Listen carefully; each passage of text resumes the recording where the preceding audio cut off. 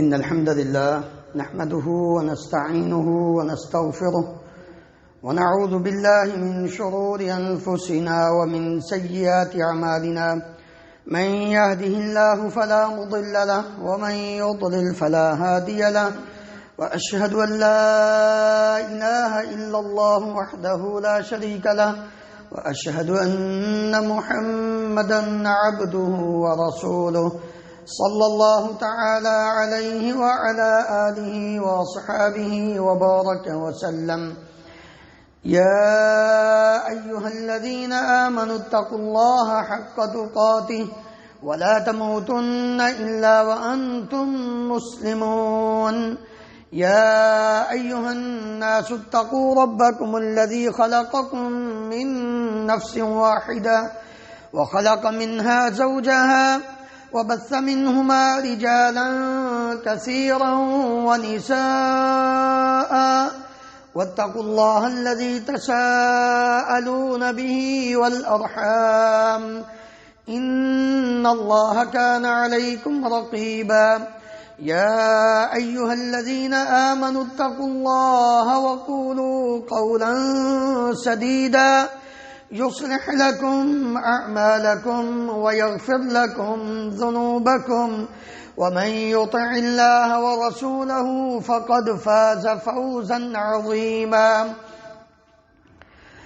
أما بعد فإن خير الحديث كتاب الله وخير الهدي هدي محمد صلى الله عليه وسلم وشر الأمور محدثاتها وكل محدثة بدعة وكل بدعة ضلالة وكل ضلالة في النار رب اشرح لي صدري ويسر لي أمري واحلل عقدة من لساني يفقه قولي اللهم انفعنا بما علمتنا وعلمنا ما ينفعنا وزدنا علما سبحانك لا علم لنا إلا ما علمتنا إنك أنت العليم الحكيم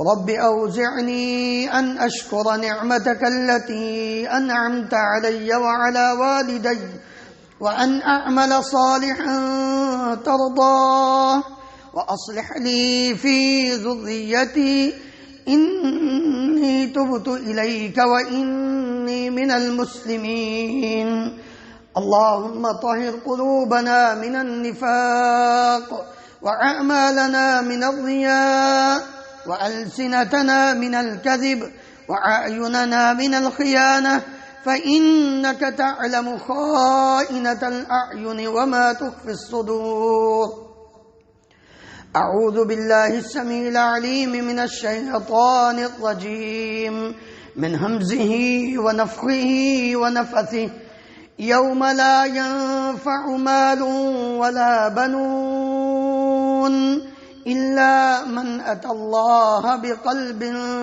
سليم ہر قسم کی حمد و ثنا اللہ رب العالمین کی ذات گرامی کے لیے انگنت لا تعداد بے شمار درود و سلام اس ہستی مقدس پر جن کا نام نامی اسم گرامی محمد رسول اللہ صلی اللہ علیہ وآلہ وسلم ہے محترم حضرات،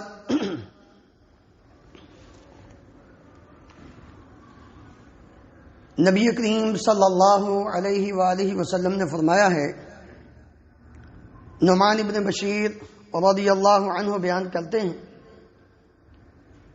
کہ آپ صلی اللہ علیہ وسلم نے فرمایا، لمبی حدیث ہے، اس کا آخری حصہ، الا وان فی الجسد مضغہ اذا صلحت صلح الجسد کلہ واذا فسدت فسد الجسد کلہ الا وہی القلب۔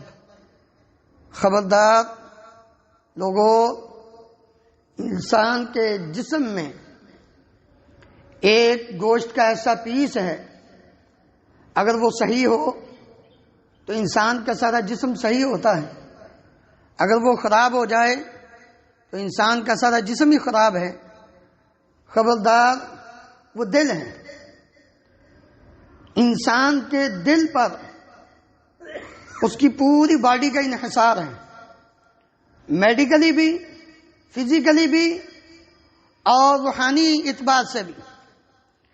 اگر دل بیمار ہو جائے جسمانی طور پر تو انسان پھر بھی کسی کام کا نہیں رہتا، اور اگر دل معاصی اور گناہوں کی وجہ سے بیمار ہو جائے، مختلف بیماریوں کی وجہ سے جو روحانی ہیں ان کی وجہ سے بیمار ہو جائے، تو پھر بھی انسان نہ دنیا میں کسی کام کا نہ آخرت میں کسی کام کا، کیونکہ اللہ رب العالمین نے کیا فرمایا؟ یوم لا ينفع مال ولا بنون، اس دن، قیامت کے دن، کوئی انسان کے کام اس کا کمایا ہوا مال اور اس کی اولاد نہیں آئے گی، کام نہیں آئے گی، کوئی نفع نہیں دے گی، نہ مال نفع دے گا نہ اولاد نفع دے گی۔ نفع کس چیز کا ہے؟ الا من اتى اللہ بقلب سلیم، جو اللہ رب العالمین کے سامنے اپنے دل کو صاف اور سلیم لے کر آیا۔ جس کا دل ہر قسم کی بیماریوں سے، دنیاوی بیماریاں بے شک جتنی مرضی ہوں، جسمانی بیماری دل کو، انسان کے جسم کو بالکل حرکت نہ کرنے دیتی ہو، کوئی بات نہیں، لیکن ایمان کے اعتبار سے اگر اس کا دل سلیم ہے، صحیح ہے، اس کا سارے کا سارا جسم جو ہے وہ خراب ہو چکا ہو، شل ہو چکا ہو، کچھ نہ کر سکتا ہو، لیکن ایمان کے اعتبار سے اس کا دل ٹھیک ہے، تو وہ رب العالمین کے ہاں کامیاب اور کامران انسان ہے۔ اسی لیے اللہ رب العالمین نے نبی کریم صلی اللہ علیہ وآلہ وسلم کے صحابہ اکرام رضی اللہ عنہم اجمعین کے دلوں کی طہارت اور پاکیزگی کا امتحان لیا تھا، اور اس لیے اللہ تعالیٰ نے ان کو یہ سرٹیفکیٹ عطا کرتے ہوئے فرمایا تھا، غور کیا کرو اپنے پیارے نبی صلی اللہ علیہ وسلم کے ساتھ بات کرتے ہوئے، ان تک کوئی خبر پہنچاتے ہوئے۔ کیوں؟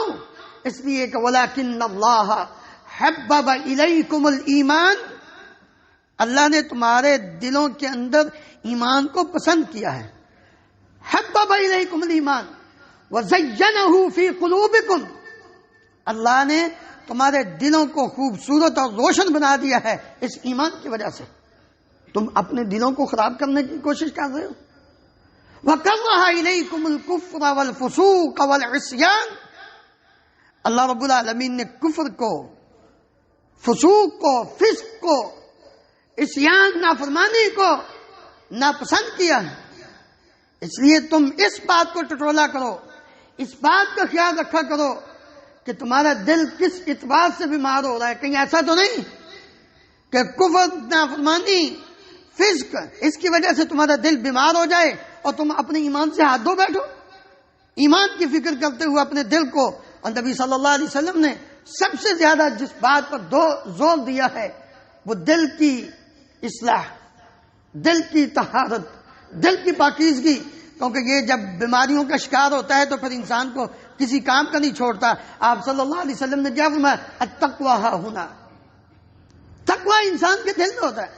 یہ تقویٰ نہیں کہ انسان بڑا نماز پڑھ رہا ہے، لوگ دیکھیں واہ جی واہ کیا بات ہے، روزہ رکھ رہا ہے، مال خرچ، یہ تقویٰ نہیں، تقویٰ انسان کے دل میں۔ التقویٰ ہا ہنا وَيُشِيرُ إِلَىٰ صَدْرِهِ، آپ صلی اللہ علیہ وسلم نے اپنے سینے کی طرف اشارہ کرتے ہوئے فرمایا، اور ساتھ کیا فرمایا؟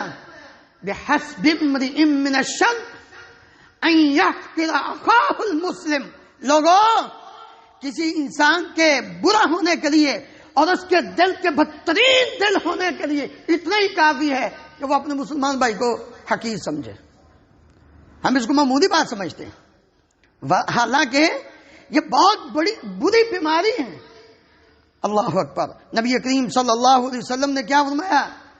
مومن آدمی، اس کو کتنی فکر ہوتی ہے اپنے دل کی۔ ان المؤمن اذا اذنب کان نقطة سوداء فی قلبه، جب مومن بندہ کوئی گناہ کرتا ہے، اس سے کوئی نافرمانی ہو جاتی ہے، تو اس کے دل پہ ایک سیاہ نقطہ لگ جاتا ہے۔ فإن تاب ونزع واستغفر جب وہ توبہ کر لیتا ہے، اس گناہ کو چھوڑ دیتا ہے، اللہ رب العالمین سے اپنے اس گناہ کی معافی مانگ لیتا ہے، سُکِلَ قَلْبُهُ، نبی صلی اللہ علیہ وسلم نے فرمایا اس کا دل دھو دیا جاتا ہے، صاف پالش کر دیا جاتا ہے۔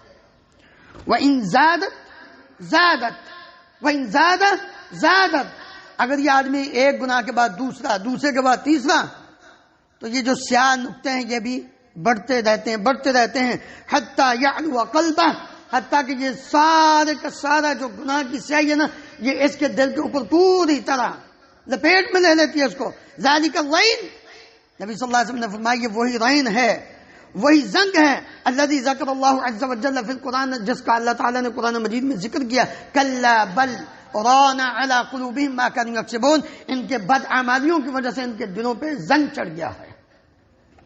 عبداللہ ابن مبارک رحمہ اللہ فرماتے ہیں، رأیت الذنوب تمیت القلوب وقد یورث الذل ادمانها، میں دیکھتا ہوں گناہوں کو کہ یہ دل کو مردہ بنا دیتے، دل کی موت گناہ کی وجہ سے ہوتی ہے، اور یہی گناہ جب انسان اس پہ ہمیشگی کرتا رہتا ہے تو پھر انسان کی ذلت کا سبب بن جاتے ہیں، انسان دنیا میں ذلیل ہو جاتا ہے، جتنا مرضی اس کے پاس دنیا کا مال و دولت، منصب، طاقت، پاور، قوت ہو، لیکن جب انسان گناہوں میں لت پت ہو جاتا ہے پھر اللہ رب العالمین ذلت اس کا مقدر بنا دیتے ہیں، وہ کہیں کا نہیں رہتا، ہر طرف ہی اس کی ذلت ہی ذلت ہوتی ہے۔ وَتَرْكُ الذُّنُوبِ حَيَاةُ الْقُلُوبِ، اور گناہوں کو چھوڑنا دلوں کی زندگی ہے، جب انسان گناہ چھوڑتا ہے تو اس کا دل زندہ ہو جاتا ہے۔ وَخَيْرٌ لِنَفْسِكَ عِصْيَانُهَا، اور جب تم گناہوں کی نافرمانی کرو، کہ جب گناہ قریب آنے لگے اس کو پچھاڑ دو، دھتکار دو، اس کو اپنے قریب نہ پھٹنے دو، تو یہ تمہارے نفس کے لیے سب سے بہتر ہے اگر تم اس پر عمل کر لو۔ ابو الجعد زمری رضی اللہ عنہ بیان کرتے ہیں، سنن ابی داؤد میں رسول اللہ صلی اللہ علیہ وسلم نے فرمایا، من ترک 3 جمعات تہاونا بها فقد طبع اللہ علی قلبہ، جو آدمی 3 جمعے جان بوجھ کر بغیر کسی شرعی عذر کے سستی کی بنا پہ ترک کر دیتا ہے، اللہ رب العالمین اس کے دل پر مہر لگا دیتے ہیں، ٹھپا لگا دیتے ہیں۔ آپ اندازہ کریں کہ انسان جب گناہ کرتا ہے تو پھر کس طرح اس کے دل کو بند کر دیا جاتا ہے۔ اللہ اکبر۔ اس لیے نبی صلی اللہ علیہ وسلم نے یہ فرمایا تھا، ہم بیٹھے ہوتے ہیں، گپے ہانک رہے ہوتے ہیں، اور ایک سے ایک بڑھ کر دوسروں کو ہنسانے کے لیے کوئی نہ کوئی چٹکلا چھوڑ دیتا ہے، عجیب مزاج بن چکا ہے ہمارا۔ ہم بیٹھے ہوں گے، قرآن مجید کی تلاوت ہمارے لیے بڑی مشکل ہو جاتی ہے، اور وہی ہم کوئی مائیے ٹپے سننے لگ جائیں تو گھنٹوں ہمیں پرواہ نہیں ہوتی۔ اور میں پچھلے دنوں دیکھ رہا تھا کہ ایک خطیب صاحب تقریر کر رہے ہیں قرآن مجید کی، بلکہ تلاوت کر رہے ہیں، قاری صاحب ایک تلاوت کر رہے ہیں، لوگ بس بیٹھے ہوئے جیسے پتہ نہیں کتنی مشکل میں وہ بیٹھے ہوئے ہیں، اور ان کے اوپر کوئی اثر نہیں ہو رہا۔ اچھا، تھوڑی دیر کے بعد انہوں نے اشعار پڑھنے شروع کر دیے، ایک پروگرام میں کوئی نظم پڑھنی، نعت پڑھنی شروع کر دی، بس پھر لوگوں کی تیتنی تھی، لوگوں کا اچھلنا کودنا، اور ان کا پھر پیسے پھینکنا لٹانا۔ میں حیران ہو گیا، قرآن مجید کی تلاوت اتنی پیاری انداز میں، اتنی پیاری آواز میں، لیکن کسی کو کوئی ٹس سے مس نہیں ہوا، اور جو ہی وہ اشعار پڑھنے، سمجھ آئی ہے نہیں آئی وہ بات کی بات ہے، لیکن کیا بات ہے جی، کیا بات ہے۔ نبی صلی اللہ علیہ وسلم نے کیا فرمایا، لا تکثر الضحک، زیادہ نہ ہنسا کر، ہنسا نہ کر۔ تو بیٹھ کے ایک دوسرے کو ہنسانے کے لیے لطیفے سناتا ہے، لا تکثر الضحک، زیادہ نہ ہنسا کر، کیوں؟ فإن کثرة الضحک تمیت القلب، اس لیے کہ زیادہ ہنسنا دل کو مردہ کر دیتا ہے۔ میرے عزیز بھائیو، یہ ساری باتیں، اس سے یہ بات سمجھ میں آتی ہے کہ دل کتنا حساس جسم کا ایک حصہ ہے۔ یہ کس طریقے سے زندہ ہوتا ہے اور کس طریقے سے مردہ ہوتا ہے. دل باغ باغ ہو جاتا ہے. کس سے؟ انما المؤمنون الذين اذا ذكر الله وجلت قلوبهم واذا تليت عليهم آياته زادتهم ایمانا. دل زندہ ہوتا ہے جب قرآن مجید کی تلاوت کی جائے. جس آدمی کا تلاوت سن کے دل خوش نہیں ہوتا اس کو اپنے ایمان کی فکر کرنی چاہیے, اس کو اپنے دل کی فکر کرنی چاہیے. دل اس کا بیماریوں کا شکار ہو چکا ہے. وہ کون سی بیماریاں ہیں جو دل کو لگتی ہیں تو انسان کا ایمان دنیا بھی برباد اور آخرت میں جنت بھی نہیں ملے گی. اللہ ہم سب کو ان بیماریوں سے محفوظ فرمائے. سب سے پہلی بیماری تکبر. دل کی بیماریوں میں ایک کا ذکر ہم نے پچھلے جمعے کیا تھا, حسد.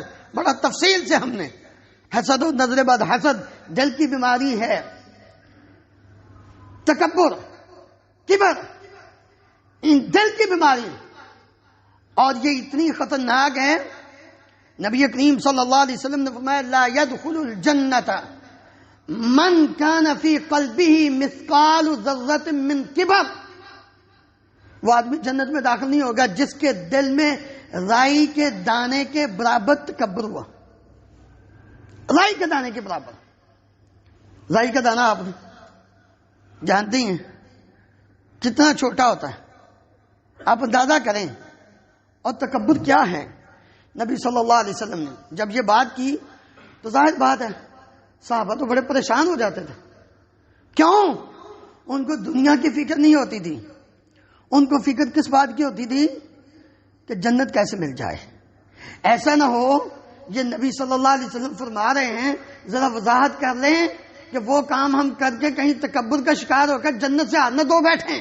فوراً قال رجل ان الرجل يحب ان يكون ثوبه حسنا ونعله حسنا.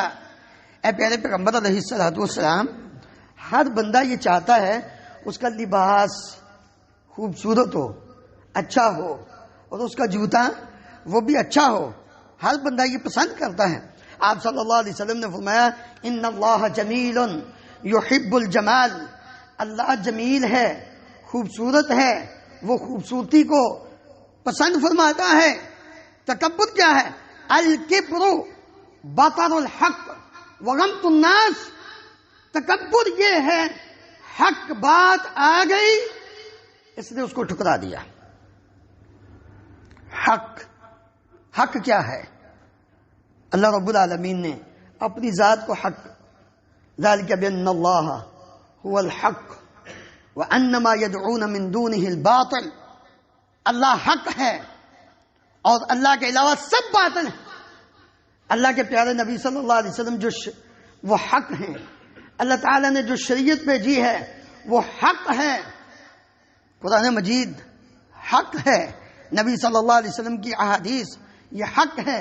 دین اسلام پورے کا پورا الف سے لے کر یا تک سارے کا سارا حق ہے. اس کے علاوہ سب باطل ہے. الکبر بطر الحق. حق کو ٹھکرانا بھائی عمل نہیں ہو سکا, عمل نہیں ہو سکا, اس میں سستی ہو گئی ہے. انسان کو وہ گناہ چھوڑنا چاہیے, اس کی تلافی کرنی چاہیے, لیکن جب انکار کر کے انسان اس کو ترک کر دیتا ہے, ٹھکرا دیتا ہے, تو یاد رکھو یہ تکبر ہے. اور یہی تکبر رائی کے دانے کے برابر انسان کے دل میں ہوا تو نبی صلی اللہ علیہ وسلم نے فرمایا وہ جنت میں نہیں جائے گا. اور دوسرا تکبر کی علامت کہ وغمط الناس, کسی اعتبار سے, علم کے اعتبار سے, مال و دولت کے اعتبار سے, منصب کے لحاظ سے, پاور اور طاقت کے اعتبار سے, اولاد اور جاہ و حشمت کے لحاظ سے, اگر کسی انسان نے کسی دوسرے کو اپنے سے کمتر سمجھا, حقیر سمجھا, تو یہ تکبر ہے. اور یہ علامت بھی اگر دل کے اندر آ گئی رائی جتانے کے برابر, تو یاد رکھیے نبی صلی اللہ علیہ وسلم نے فرمایا وہ بندہ جنت میں نہیں جائے گا. آپ اندازہ کریں یہ کتنی بری بیماری ہے تکبر. دوسری عجب, جس کو آپ خود پسندی کہتے ہیں. اب چنا دیگر نیست، یعنی اپنے آپ کو سب کچھ سمجھنا، باقی کوئی نہیں، میں بہت ہوں، اپنے آپ کو میں بڑا ہوں، میرا علم بڑا ہے، میرا منصب بڑا ہے، یعنی انسان اپنے آپ بھی خوش ہوتا رہے۔ اللہ اکبر۔ جنگ حنین میں نبی کریم صلی اللہ علیہ وآلہ وسلم کے ساتھ صحابہ اکرام رضی اللہ عنہم اجمعین کا جمع غفیر تھا۔ مکہ سے نکلے، حنین کی جنگ کا اعلان ہو گیا تو صحابہ نے سمجھا آج ہمارا کون مقابلہ کر سکتا، بس اتنی بات ہے۔ لقد نصرکم اللہ فی مواطن کثیرۃ ویوم حنین اذ اعجبتکم کثرتکم فلم تغن عنکم شیئا۔ اللہ رب العالمین فرماتے ہیں کہ تمہیں تمہاری کثرت نے عجب میں ڈال دیا، تم اپنی کثرت پہ بڑے نازاں تھے، لیکن تمہاری اس کثرت نے تمہیں کوئی فائدہ نہ دیا۔ کیوں؟ اصل ذات کون ہے؟ خود پسندی کے لائق ذات صرف اللہ رب العالمین ہے۔ وہ کہتا ہے انا الملک، تم انا نہیں کہہ سکتے۔ تم اپنے آپ کو کیا سمجھتے ہو؟ تم تو پانی کی ایک بوند ہو، تمہارا تو جو سانس اوپر ہے، اگر رب العالمین نہ چاہے تو وہ نیچے نہیں جا سکتا، جو نیچے ہے تو وہ اوپر نہیں آ سکتا۔ تم کس بات پہ اپنے آپ کو بڑا سمجھتے ہو؟ اپنے آپ میں خوش ہو۔ اس لیے نبی صلی اللہ علیہ وسلم نے فرمایا المہلکات ثلاث، تین چیزیں انسان کو ہلاک کر دینے والی ہیں۔ اعجاب المرء بنفسہ، انسان کا اپنے ہی آپ میں اپنے آپ کو خوش ہونا اور سمجھنا کہ میں بڑا ہوں۔ وشح مطاع، اور بخل، ایسا بخل کہ بس بخیلی کے پیچھے ہی انسان چلتا رہے۔ وہن ہون متبع، اور اپنے ہی نفس کی خواہش اور پیروی میں انسان لگا رہے۔ نبی صلی اللہ علیہ وسلم نے فرمایا کہ یہ بھی انسان کو ہلاک کر دیتی ہے۔ یہ عجب دل کی بیماری ہے، جب انسان کو لگتی ہے تو یہ انسان کو تباہ کر دیتی ہے، اس کے دل کو خراب کر دیتی ہے۔ تیسری بیماری حسد ہے، جس کا ہم ذکر کر چکے ہیں۔ چوتھی بیماری نفاق، منافقت۔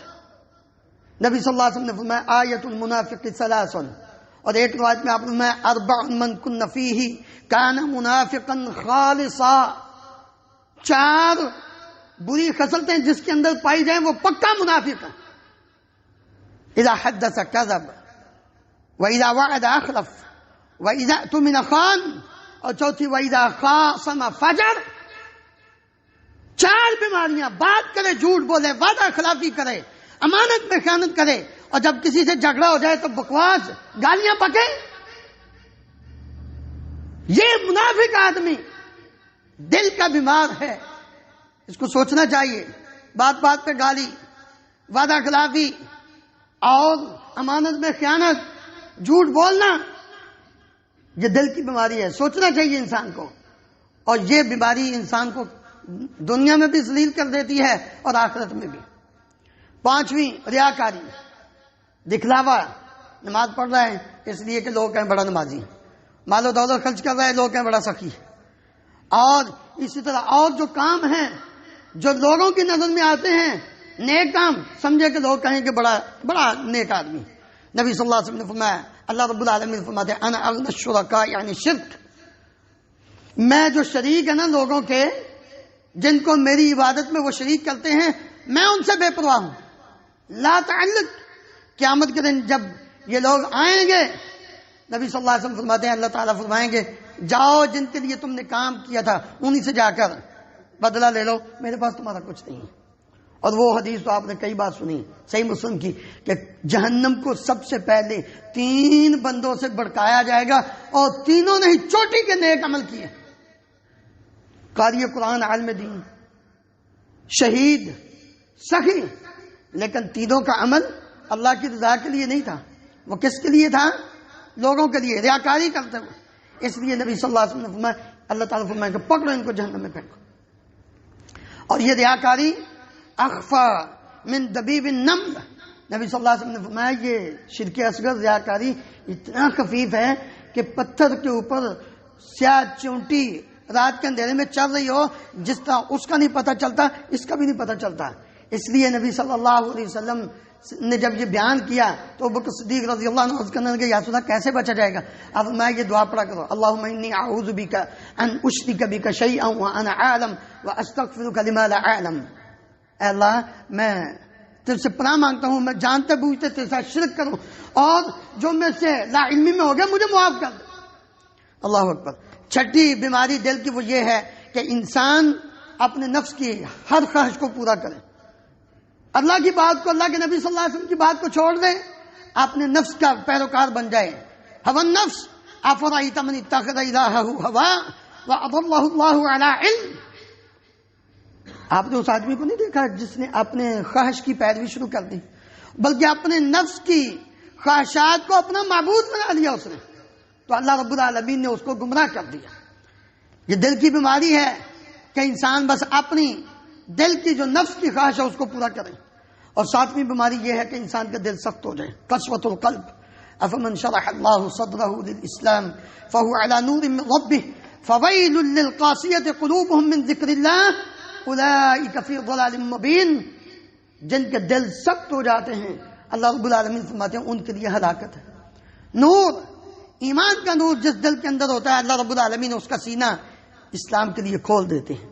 اس لیے انسان اپنے دل کی سختی، یہ گوشت کا پیس ہے لیکن یہ پتھر سے بھی بہت اوقات زیادہ سخت ہو جاتا ہے. ثم قست قلوبکم من بعد ذلک فہی کالحجارہ او اشد قسوہ. اللہ رب العالمین فرماتے ہیں بعض اوقات یہ پتھر سے بھی زیادہ سخت ہو جاتا ہے. آٹھویں بیماری دل کی یہ ہے کہ انسان غفلت کا شکار ہو جائے، غافل ہو جائے، اللہ رب العالمین کے ذکر سے، دین اسلام سے یکسر غافل ہو جائے. بس دنیا کے اندر ہی مگن ہے، دنیا کی رنگینیوں میں اور دنیا کی زیب و زینت میں ہی انسان گرا ہوا ہے. اس کو اس بات کی فکر ہی نہیں کہ میں نے اپنا علاج بھی کرنا ہے. تو یہ غفلت، یہ بھی دل کی بیماری ہے. اللہ رب العالمین ہمیں ان تمام بیماریوں سے بچنے کی توفیق عطا فرمائے. ان سے بچا کیسے اور علاج کیا ہے؟ سب سے پہلا علاج یہ ہے کہ انسان قرآن مجید کی تلاوت تدبر سے کرے. افلا یتدبرون القرآن ام علی قلوب اقفالها. کیا ہو گیا ان کو؟ یہ قرآن مجید کی تلاوت کو تدبر کے ساتھ کیوں نہیں کرتے؟ غور و فکر کیا کرو قرآن مجید کے اندر. یا پھر یہ ہے کہ ان کے دلوں پہ تالے لگ چکے ہیں، بند ہو چکے ہیں ان کے دل. تو قرآن مجید کی تلاوت جب انسان تدبر سے کرتا ہے پھر دل اس کا ٹھیک ہو جاتا ہے، شفا ہو جاتی ہے. یا ایھا الناس قد جاءتکم موعظۃ من ربکم وشفاء لما فی الصدور. دلوں کی شفا قرآن مجید کی تلاوت میں ہے، اور قرآن مجید کو سمجھ کر پڑھنے میں، تدبر کرنے میں انسان کا دل بیمار جو ہے وہ شفا یاب ہو جاتا ہے. دوسرا، اللہ رب العالمین کا ذکر انسان کثرت سے کرے، کیونکہ انسان کا جو ذکر ہے، اللہ تعالیٰ کا جو ذکر ہے وہ انسان کو دل کو زندہ کرتا ہے، اور اللہ تعالیٰ کے ذکر سے غفلت انسان کے دل کو مردہ کرتا ہے. نبی کریم صلی اللہ علیہ وسلم نے فرمایا، ابو موسیٰ اشعری رضی اللہ عنہ بیان کرتے ہیں، مثل الذی یذکر ربہ والذی لا یذکر ربہ مثل الحی والمیت.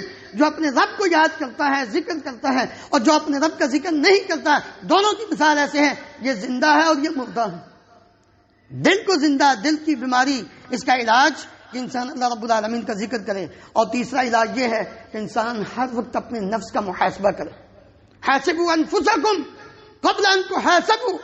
ہر وقت اپنے دل کا حساب کرتے رہا کریں کہ میں کیا کر رہا ہوں، آج کتنی نیکیاں ہوئی ہیں، کتنے گناہ ہوئے ہیں. یا ایھا الذین آمنوا اتقوا اللہ ولتنظر نفس ما قدمت لغد واتقوا اللہ ان اللہ خبیر بما تعملون ولا تكونوا كالذين نسوا الله فانساهم انفسهم اولئك هم الفاسقون لا يستوي اصحاب النار واصحاب الجنه اصحاب الجنه هم الفائزون.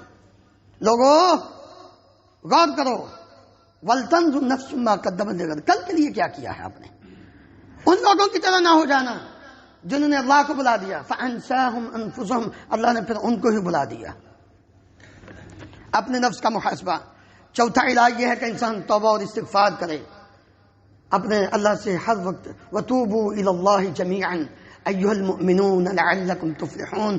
کامیاب ہونا چاہتے ہو، اپنے دلوں کو علاج کرنا چاہتے ہو دلوں کا، تو اللہ تعالیٰ سے توبہ استغفار کرو. اور پانچویں چیز، کثرت سے موت کو یاد کیا کرو. اکثروا ذکر ہاضم اللذات.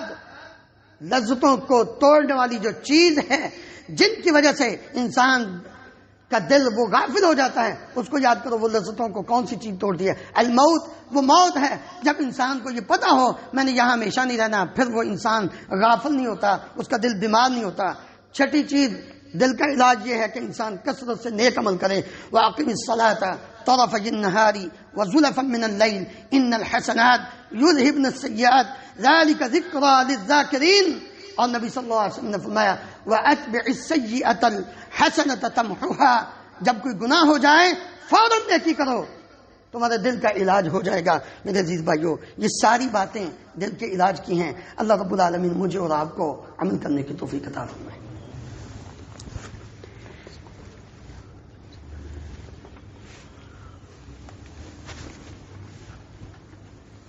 إن الحمد لله نحمده ونستعينه ونستغفره ونعوذ بالله من شرور أنفسنا ومن سيئات أعمالنا، من يهده الله فلا مضل له ومن يضلل فلا هادي له، وأشهد أن لا إله إلا الله وحده لا شريك له، وأشهد أن محمدا عبده ورسوله صلى الله تعالى عليه وعلى آله وأصحابه وبارك وسلم۔